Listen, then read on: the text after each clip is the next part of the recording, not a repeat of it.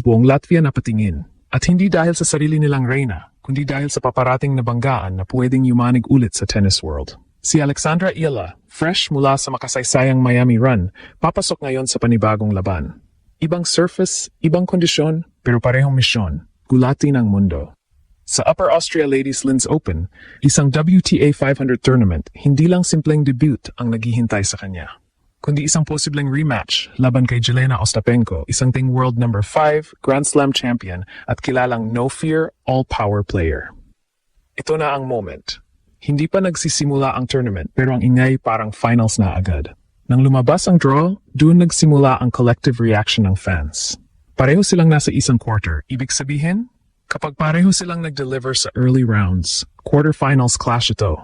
At doon nagsimulang mag-init ang narrative, hindi ito basta matchup. Ito ay rematch na may kasamang history, momentum at pride.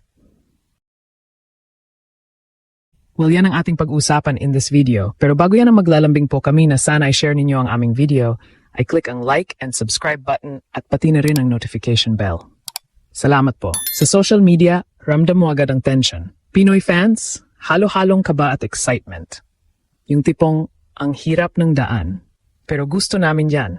Dahil hindi nila nakakalimutan kung paano hinarap ni Alex ang ganitong klaseng kalaban. Walang takot, walang atrasan. At ngayong mas experience na siya, mas mataas ang expectation. Hindi na siya basta underdog. Siya na ngayon ang player na kayang sumira ng expectations.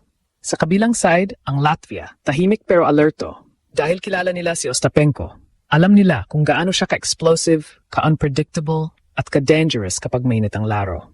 Pero alam din nila ang isang bagay na hindi nila ma-ignore. Ang momentum ni Alex. At sa modern tennis, ang momentum parang alon. Kapag nasakyan mo, kaya mong tangayin kahit ang pinakamalaking pangalan. At dito pumapasok ang tunay na conflict. Ito ay power versus precision. Ito ay experience versus hunger. Ito ay established force versus rising storm. Si Ostapenko, isang champion na sanay sa malalaking laban. French Open winner, multiple WTA titles, at isang player na kayang tapusin ang rally sa isang palo. Pero kasama ng lakas na yan, may volatility. Kapag tumama, unstoppable. Kapag hindi, nagiging vulnerable. Si Alex naman, isang evolving weapon. Lefty advantage, improved movement, at isang mental game na lalong tumitibay bawat laban. Hindi siya yung basta lang umaasa sa power. May system siya, may disiplina, at higit sa lahat may instinct kung kailan na-atake at kailan maghintay. At ngayong clay ang surface, nagbabago ang dynamics, mas mabagal ang bola, mas mahaba ang rallies, mas sinusubok ang pasensya. At dito nagiging interesting ang laban. Dahil kung ang laro ay magiging war of attrition. Sino ang mas tatagal? Sino ang mas mag-adjust? Sino ang mas may control sa emosyon? Sa live buzz sa X at iba pang platforms, isa ang tono. Excited, kinakabahan, pero naniniwala. May mga fans na nagsasabing ito ang perfect test para kay Alex sa clay. Hindi madali, hindi pabor. Pero eksaktong laban na magpapakita kung hanggang saan na ang narating niya. May mga Pinoy abroad na agad nagplano. Watch parties, flags ready, sigawan mode. Parang Miami vibes ulit. Yung tipong kahit malayo sa Pilipinas, mararamdaman mo ang ingay ng suporta. Dahil kapag si Alex ang nasa court, hindi lang siya mag-isa. Buong bansa ang kasama niya.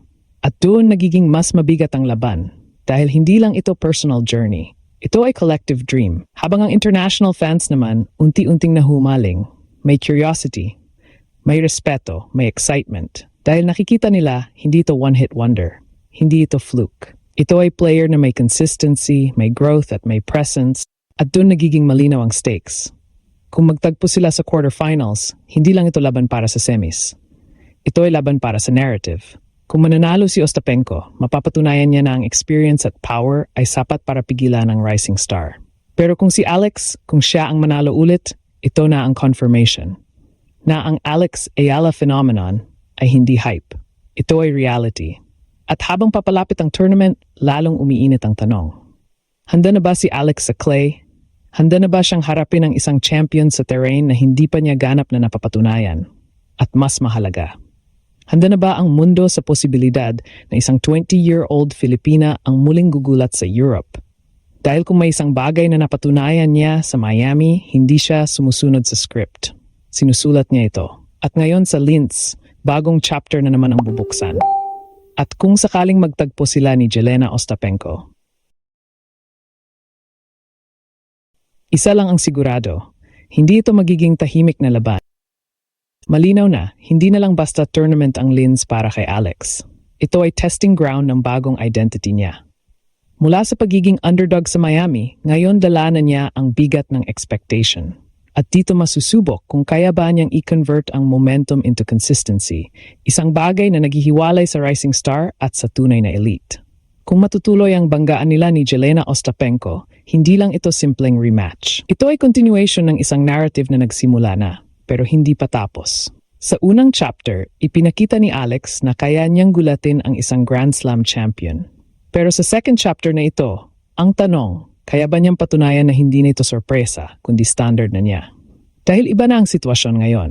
Dati si Alex ang walang pressure. Siya ang walang inaasahan. Lahat ng panalo niya bonus. Pero ngayon, siya na ang binabantayan. Siya na ang pinag-aaralan. Siya na ang gustong pigilan. At dito pumapasok ang tunay na laban. Hindi lang sa kalaban sa kabila ng net, kundi sa expectations na nakapalibot sa kanya. At ito ang pinaka-delikadong yugto para sa kahit sinong batang atleta. Pero kung babalikan natin ang pinakita niya, yung composure, yung decision-making, yung mental toughness, may dahilan kung bakit naniniwala ang marami. Hindi siya madaling matinag. Hindi siya madaling ma-overwhelm. At higit sa lahat, marunong siyang mag-adjust. Kaya kahit sabihin mong mas experienced si Ostapenko, mas sanay sa ganitong stage, mas explosive sa baseline, hindi ibig sabihin automatic na lamang ang resulta. Dahil sa modern tennis, ang laban ay hindi lang lakas o pangalan. Ito ay execution sa tamang moment. At dito nagiging interesting ang lahat. Kung magiging mahaba ang rallies, may edge si Alex sa control at patience. Kung magiging mabilis at explosive ang palitan, dun papasok ang lakas ni Ostapenko. Isang maling decision, isang momentum swing, pwedeng magbago ang takbo ng laban. At dito papasok ang X-factor, puso. Dahil sa huli, hindi lang teknik ang magdadala ng panalo, kundi yung willingness lumaban kahit pagod na. Yung tapang sumugal sa crucial points. Yung kakayahang manatiling kalmado kahit umiingay ang paligid. At kung may isang bagay na paulit-ulit na pinapakita ni Alex, meron siya niyan. Kaya ngayon, habang papalapit ang posibilidad ng isa namang explosive matchup, isang bagay ang sigurado, hindi lang ito laban para sa susunod na round. Ito ay laban para sa direksyon ng career niya. Ito ay laban para sa pagpapatuloy ng kanyang kwento sa world stage. At para sa ating mga Pilipino, ito ang mga sandaling hindi lang natin pinapanood, kundi pinagdadaanan kasama niya. Bawat puntos, bawat rally, bawat sigaw, dala natin ang parehong kaba at pag-asa. Kaya Latvia Europe Tennis World, maghanda kayo. Dahil ang batang Filipina na minsang itinuring na underdog, ngayon siya na ang bagyong paparating. At kung magtuloy-tuloy ang kanyang trajectory, hindi na tanong kung kaya niyang manalo. Ang tanong na ngayon, handa na ba kayo sa susunod niyang gugulatin?